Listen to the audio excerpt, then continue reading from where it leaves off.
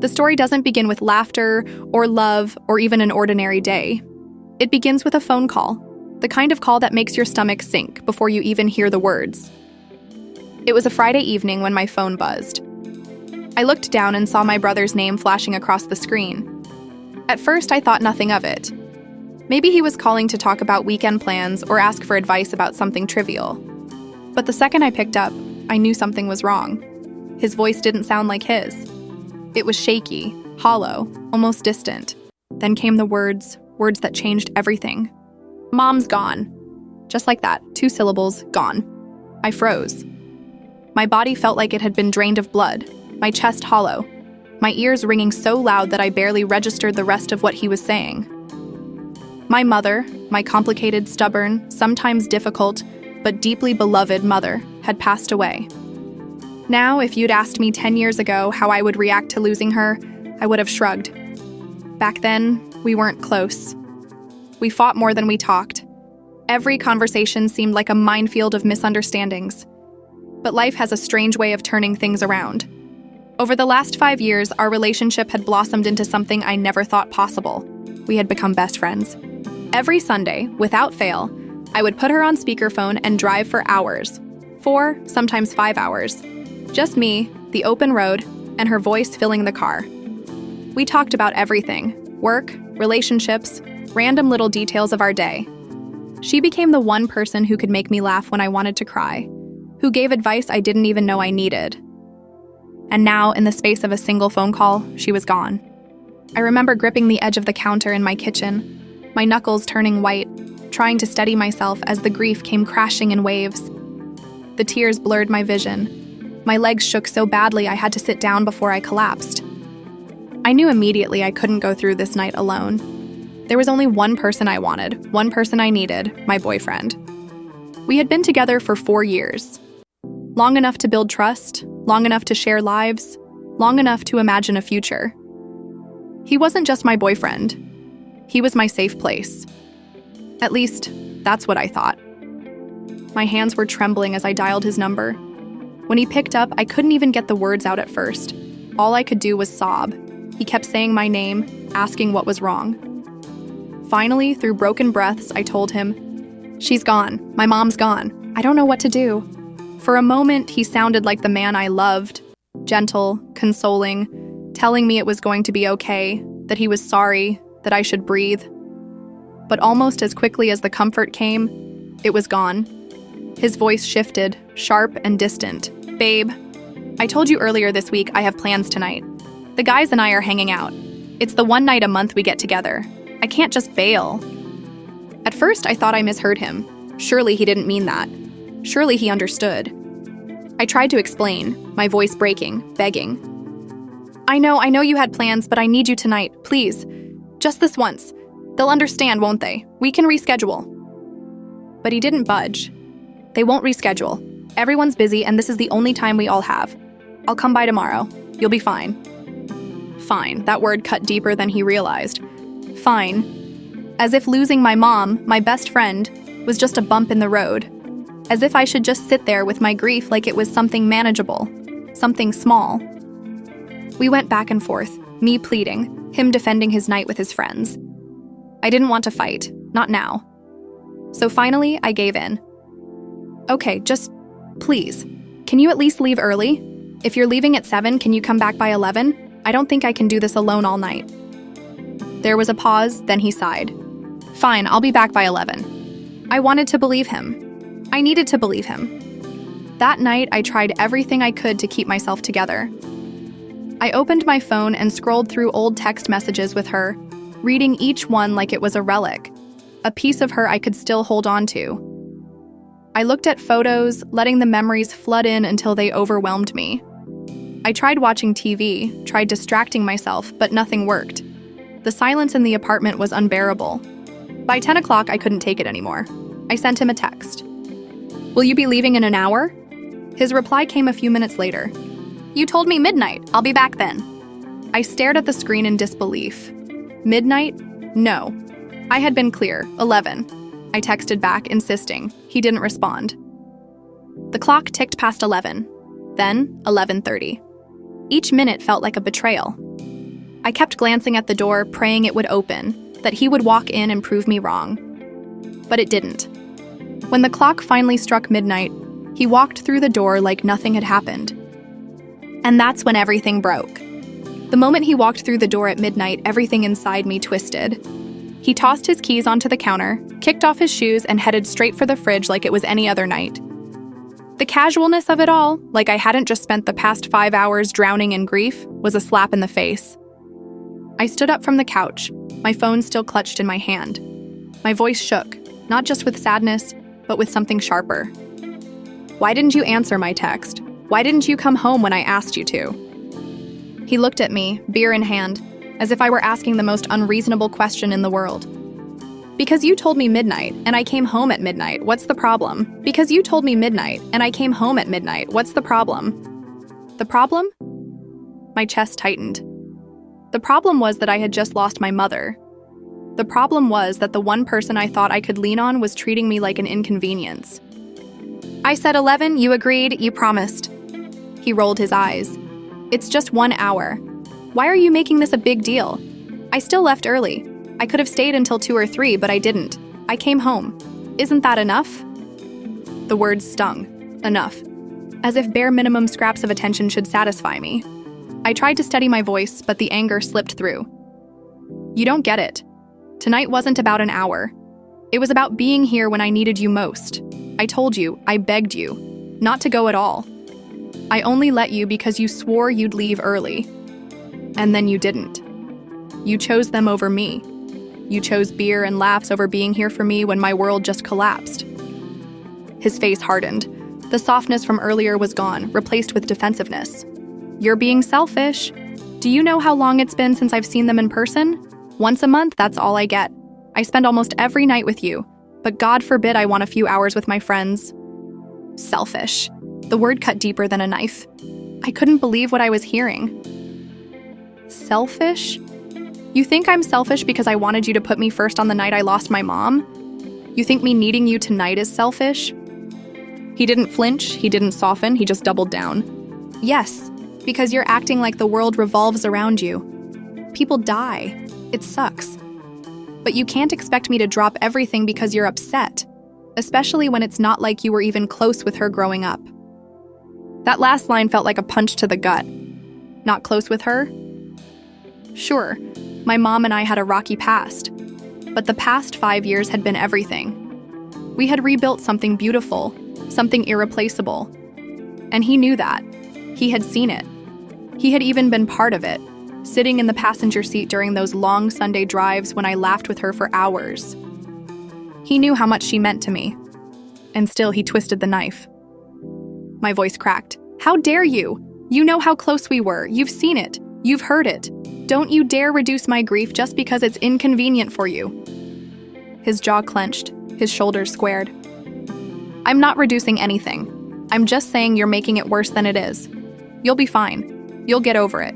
But ruining my night, making me leave early, making me feel guilty for wanting one night to myself, that's not fair. My hands trembled, not from sadness this time, but from rage. The kind of rage that bubbles up when someone you love shows you just how little they value you. You think this is about fair? Do you think grief is fair? Do you think losing your mother, your best friend, is something I should just get over? Do you even hear yourself right now? Silence hung between us. He didn't answer, didn't apologize, just looked at me like I was overreacting. And in that silence, something inside me shifted. For the first time in 4 years, I saw him differently.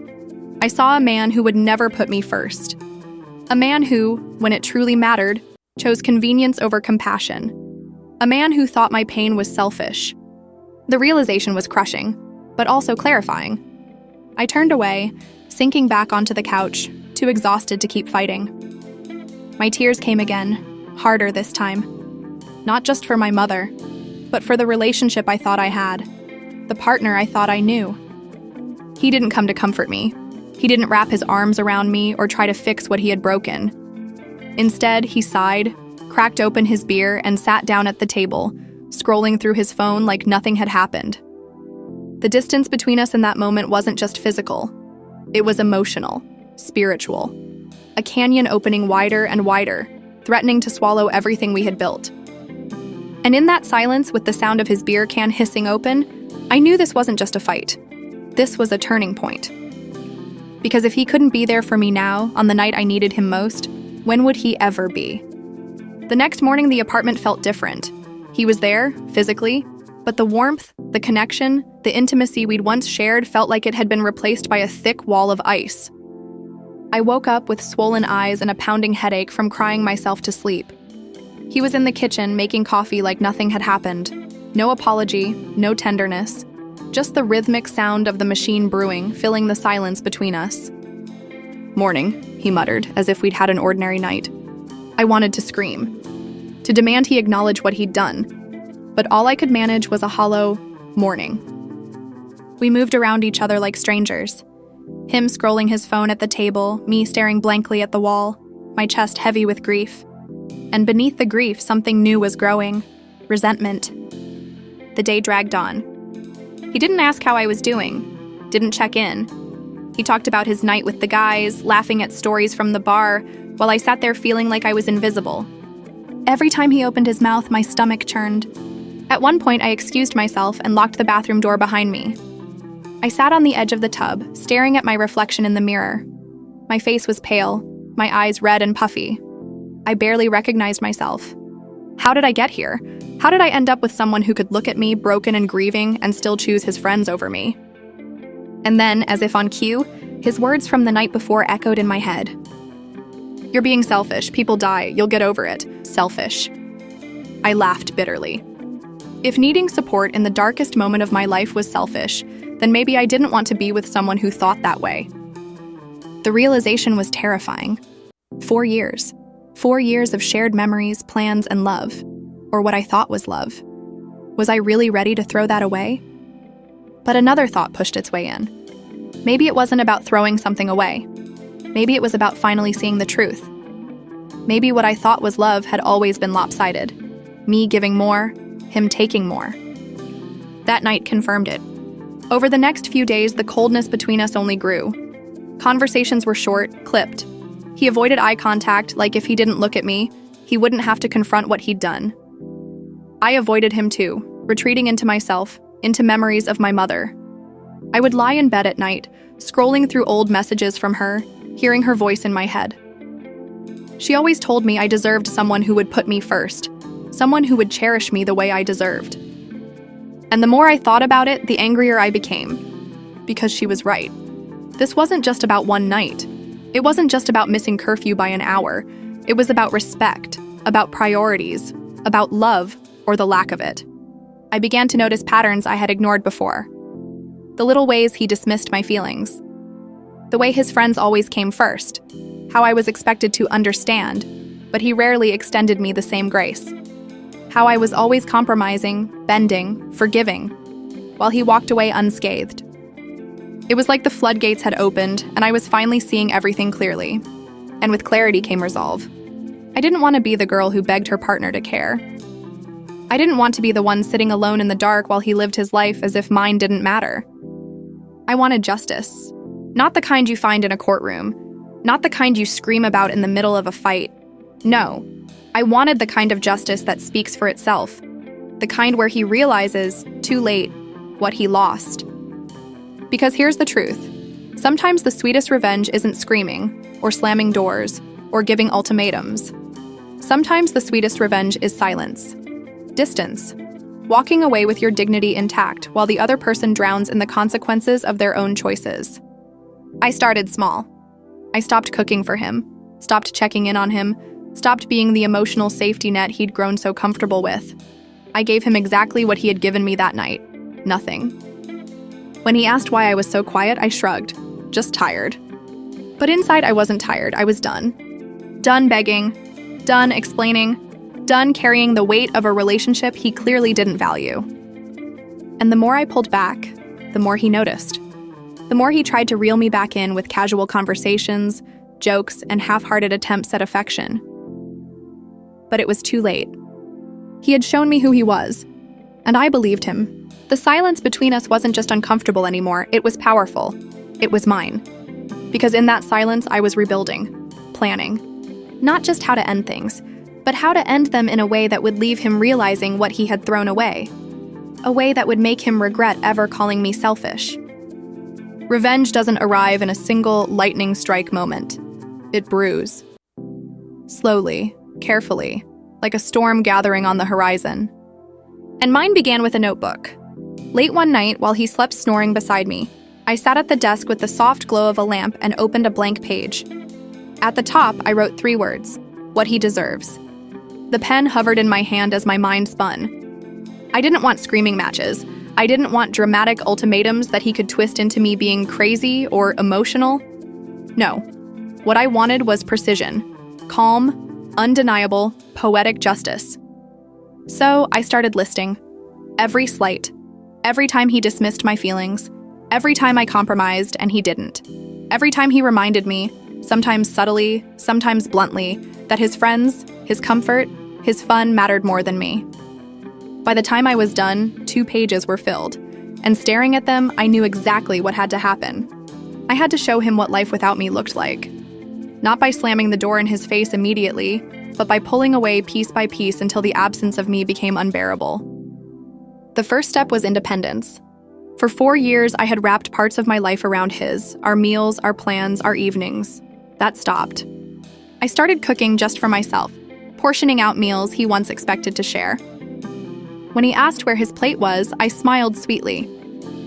"Oh, I thought you'd already eaten with your friends." I began going out, without him. Coffee with friends, long walks, quiet dinners, and I didn't bother updating him. If he asked, I kept it vague. Just out. Don't worry about it. The power shift was subtle at first, but it shook him. He was used to me being available, predictable, his constant. Now I was slipping from his grasp, and he didn't like it. The second step was emotional detachment. He had always leaned on me to vent about work, about his frustrations, about his petty arguments with friends. I had been his therapist, his cheerleader, his comfort zone. But when I needed him, silence. So I returned the favor. When he came home complaining about his boss, I gave polite nods instead of comfort. When he bragged about his gaming wins, I scrolled on my phone, feigning interest at best. I was no longer the soft place to land. It was petty, maybe, but it was calculated, because nothing terrifies a selfish man more than realizing the person he takes for granted is no longer there to cushion his fall. And then came the third step, reminding him of what he had lost before he actually lost it. One evening, I sat on the couch scrolling through old photos of my mom and me. He walked in, saw the tears on my face, and hesitated. For a moment, I thought maybe he'd finally sit down, finally be the man I needed. But instead, he hovered awkwardly, muttered, "You okay?" and moved on. That was it. Just "you okay?" I wiped my tears and looked at him with a calmness that surprised even me. "You know, I don't think you realize how much she meant to me, or how much you hurt me that night. But one day you will." The words landed, though he tried to shrug them off. I saw it, the flicker of uncertainty in his eyes. That was the moment I knew I had him. From then on, everything I did was intentional. I started dressing up more, paying attention to myself in ways I hadn't when my energy had gone into us. I laughed louder with friends, smiled more when my phone buzzed. I let him wonder who I was talking to, where I was going, what I was thinking. And while he squirmed in his growing insecurity, I kept my composure. Cool, detached, polite. Because the best revenge isn't messy, it's elegant. The breaking point came one Friday, the same day of the week he'd chosen his friends over me. He asked if I minded him going out again. Normally, I would have sighed, maybe argued, maybe begged, but not this time. "Go ahead," I said, my voice light, almost cheerful. He blinked. "Really? You're okay with it?" I smiled. "Of course, have fun. Don't worry about me." And for the first time, I think he realized what was happening. Because I wasn't angry. I wasn't hurt. I wasn't even disappointed. I was indifferent. And nothing unsettles someone more than indifference. That night, while he was out drinking and laughing, I wasn't at home waiting. I was with a friend, sipping coffee, talking about life, feeling lighter than I had in weeks. When he came home, stumbling slightly, he expected me on the couch, maybe with tears or accusations. Instead, I was already in bed, asleep. Or at least pretending to be. The power had shifted, and soon I would deliver the final blow. Because revenge isn't just about making someone pay in the moment. It's about setting the stage so when the curtain falls, they realize they destroyed themselves. And that curtain was about to fall, hard. The weeks that followed were like watching a slow-motion car crash, but this time I wasn't the one behind the wheel. He was. The more I pulled back, the more he scrambled to regain control. At first it was subtle. Extra hugs, small compliments, offers to pick up takeout. But I met each gesture with cool politeness. Thanks. That's nice. Nothing more. It wasn't long before his subtle attempts turned into outright desperation. One evening, he came home earlier than usual, carrying my favorite dessert from the bakery across town. He set it on the counter with a grin, waiting for me to melt. I looked at it, then at him. Oh, thanks. You can put it in the fridge. The grin faltered. He tried again. I thought maybe we could watch a movie tonight, just the two of us. I tilted my head. Actually, I've got plans with a friend, but maybe another time. Another time. The phrase I'd heard from him 100 times when I asked for his attention. Now the shoe was on the other foot. And he hated it. The more indifferent I became, the more frantic he grew. His texts doubled, then tripled. Where are you? When will you be home? Are you mad at me? Each one was a thread unraveling. And then came the night of his next boys' night. He came to me, cautious, almost timid. The guys are getting together again Friday. Is it okay if I go? The irony wasn't lost on me. The man who once dismissed my grief because of his friends was now asking for permission like a child. I smiled, calm and collected. Of course, go ahead, have fun. But this time I didn't sit at home. I met up with friends, laughing, sharing stories, feeling lighter than I had in years. And when he came home, expecting the old routine of me waiting, he found the apartment dark, empty, and cold. The shift was undeniable. The power was mine now. And then when the time was right, I delivered the final blow. It was a Sunday, the day my mom and I used to have our long drives.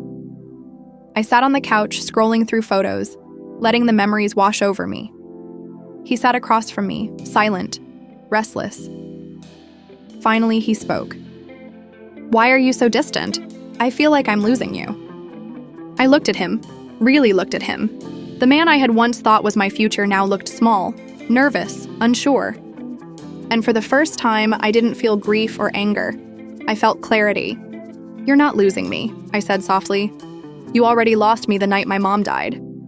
His face fell. What? No, come on, that's not fair. I came home, I tried. I cut him off. You didn't try. You made excuses. You chose them over me when I needed you most. You called me selfish for grieving. You told me I'd get over it. And you know what? I did. I got over it. I got over you. Silence, heavy, crushing, he opened his mouth, then closed it. For once, he had no defense. No clever retort. Just the weight of his own choices bearing down on him. I stood, calm, resolute. I deserve someone who shows up when it matters. Someone who doesn't make me beg for basic compassion. And that's not you. His eyes widened, panic setting in. Wait, are you saying? Yes, my voice was steady. I'm done. The look on his face was everything. Shock, anger, fear, regret. A cocktail of emotions I had once carried alone, now resting squarely on his shoulders. He tried to backpedal, desperate. No, we can fix this. I'll change. I'll do better. Just don't do this. But it was too late. Because the sweetest revenge wasn't screaming or begging or making him suffer in the ways he had made me suffer. It was walking away, calm, collected, with my dignity intact, leaving him to sit in the silence he had created. And as I closed the door behind me, I felt it. Relief. Not just from the grief of losing my mother, but from the weight of a man who had shown me exactly who he was. And this time I believed him. The first night after I left, I slept in silence. No muffled video game sounds, no restless pacing, no half-hearted sorries echoing in the background. Just peace. And for the first time in months, I actually slept. I woke up feeling lighter, almost as if the grief I'd been carrying had finally shifted. Not gone, it never truly goes, but different. Less tangled, less poisoned by resentment. I realized something then. My mom's passing wasn't what broke me. It was being forced to grieve in isolation, to carry the heaviest weight of my life while the person who promised to stand beside me chose to walk away. That betrayal had hurt more than the loss itself. But now, that chapter was closed. The days that followed were a blur of rediscovery. I spent time with people who actually cared, friends who sat with me, laughed with me, listened without judgment. I reconnected with family I hadn't spoken to in too long, and little by little I started to feel like myself again. Grief is strange. It doesn't vanish. It lingers, reshaping itself into something you learn to carry. But without the dead weight of a toxic partner pressing on my chest, I could finally breathe. Meanwhile, he wasn't doing so well. Mutual friends told me he seemed off, showing up late to hangouts, quiet, distracted. They said he'd ask about me, but whenever my name came up, he'd shut down quickly. I didn't ask for updates, but the universe has a funny way of making sure you know when karma is at work. And karma was working overtime. One afternoon, I ran into him at the grocery store. We locked eyes across the aisle, and for a moment I felt that old pull, the reminder of who we once were. But then I remembered the night of my mother's death, his empty side of the bed, his dismissive words. And just like that, the pull was gone. He walked over awkward, shifting from foot to foot. "Hey, how have you been?" I smiled politely. "Good, really good." He hesitated, clearly fishing for more. "Yeah, I've been okay, just, busy." The lie was transparent. He looked tired, worn, almost like the weight of his choices had finally settled in. We exchanged a few more meaningless pleasantries before parting ways, but as I walked away, I realized something important. I didn't feel anger, or sadness, or even pity. I felt nothing, and in that nothingness was freedom. Weeks turned into months, seasons changed, and slowly I built a new version of myself, stronger, wiser, and far less willing to tolerate anything less than genuine love and respect. I started therapy, something I'd put off for too long. I learned how to sit with my grief without letting it consume me. I rediscovered hobbies I loved, like painting and hiking, activities that reminded me of the beauty still left in the world. And I began to understand the true meaning of revenge. Revenge wasn't slamming the door or screaming in his face. It wasn't plotting some dramatic downfall. It was living well, thriving, building a life so rich and full that his absence felt like a blessing instead of a wound. Because here's the truth. When someone shows you who they are, believe them the first time. And when they fail you in your darkest hour, don't waste energy trying to drag them into the light. Let them sit in the shadows they chose. It's been a long journey since then. Some days, the grief still sneaks up on me. When I hear a song my mom loved, or when I catch the scent of her favorite perfume on a stranger. But now those moments feel less like knives and more like whispers. Reminders that love never really leaves us. And as for him, he became just another lesson. A scar, yes, but also a map, guiding me towards something better, someone better, and most importantly, a stronger version of myself. The ultimate revenge wasn't about making him suffer. It was about refusing to suffer with him, and walking away, head held high into a life that's finally mine. Final takeaway for the audience. When you've been betrayed by someone you trusted, the most powerful revenge is not rage or retaliation. It's peace. It's rebuilding yourself so completely that their absence is no longer a loss, but a gift. And that right there is the sweetest ending of all. It's been 2 years since that night. 2 years since my life cracked open. Since grief and betrayal collided and forced me to face truths I'd been too scared to see. And now looking back, I almost don't recognize the girl I was then. The girl who begged for scraps of attention, who questioned her worth because someone else couldn't see it. That version of me is gone. A few months after I left him, something unexpected happened. I met someone new. Not in a whirlwind, not in some dramatic, love at first sight kind of way. No, it was slow, gentle, and patient. A friend introduced us at a coffee shop, and what started as small talk over lattes became long conversations, late-night walks, and eventually, something real. For the first time in my life, I felt what it was like to be seen, to be held without asking, to be listened to without being made to feel too much. When my grief flared up, he didn't try to fix it. He just sat beside me, steady, present. That alone was worth more than every empty apology my ex had ever thrown my way. And that's when I realized The kind of love I thought I had with my ex wasn't love at all. It was convenience, familiarity, a habit disguised as forever. This was different. This was safe. But life has a wicked sense of humor, doesn't it? Because just when I'd finally found peace, the past came knocking again. Literally. One rainy evening, there was a knock at my apartment door. I opened it, and there he was, my ex. Standing there, soaked, eyes bloodshot, looking nothing like the confident, dismissive man who once told me I was selfish. He stammered out a hello, shifting uncomfortably, like he wasn't sure if I'd slam the door in his face. I didn't, not yet. He started rambling. How he'd been thinking about me. How he regretted not being there that night. How losing me had been the biggest mistake of his life. He admitted he'd tried dating since, but nothing compared. That no one understood him like I did. The words spilled out, desperate, clumsy, almost rehearsed. And all I could think was, where was this when I needed you? For a split second, I saw the boy I once loved. The man I thought would be my future. But then my mind snapped back to the memory of sitting alone on my floor, clutching my phone, crying until I couldn't breathe, while he was laughing with his friends over drinks. The contrast was brutal, and it was enough. I let him finish, let him get it all out. And then I smiled. Not cruelly, not bitterly, but with the kind of calm that only comes from healing. I don't hate you, I told him softly, but I don't love you anymore either. And I deserve more than someone who remembers my worth when it's to his face fell, the realization crashing over him. For once, he didn't argue, didn't call me selfish, didn't try to twist it. He just nodded, eyes glistening, and whispered, "I understand." And then he left. I closed the door behind him and leaned against it, my chest rising and falling in steady relief. No tears, no second thoughts, just peace. And that's when it hit me. This was the real revenge. Not the door slam, not the absence, not even the silence. The real revenge was the fact that he had finally seen what he lost, while I had already moved on. By the time he realized my value, I'd already built a life without him. And that life?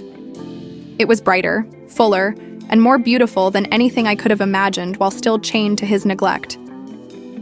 Now, 2 years later, I look back and see that night as the turning point. My mother's passing shattered me, yes. But in that shattering, I found a new strength. Her memory lives with me every day, in the long drives I still take, in the music we used to share, in the little things that remind me she's never really gone. And sometimes I imagine her watching me now, seeing me laugh again, seeing me loved the way I deserve. And I like to think she'd be proud, not just that I survived, but that I thrived. Because the truth is, pain changes you. Grief reshapes you. But betrayal teaches you. It teaches you who you can trust. It teaches you to set boundaries.